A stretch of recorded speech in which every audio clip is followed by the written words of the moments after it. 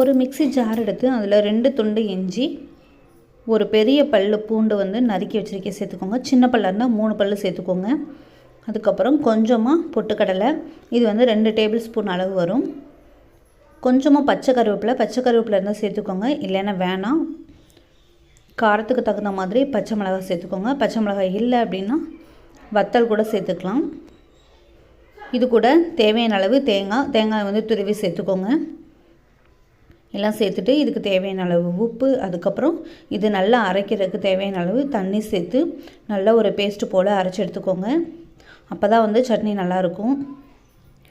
அரைச்சதுக்கப்புறமா தனியாக ஒரு கிண்ணத்துக்கு மாற்றிட்டு அதுக்கப்புறம் ஒரு கரண்டியில் எண்ணெயை நல்லா சூடுபடுத்தி, எண்ணெய் நல்லா காஞ்சது கடுகு உளுந்து போட்டு பொரித்து, அதுக்கப்புறமா சோம்பு கொஞ்சம் போட்டு நல்லா பொரிஞ்சதுக்கப்புறமா பச்சை கருவேப்பிலை போட்டு அதை வந்து சட்னியில் சேர்த்துக்கோங்க. அவ்வளோதான், ரொம்ப சூப்பரான தேங்காய் சட்னி வேறு லெவலில் ரெடி ஆயிடுச்சு.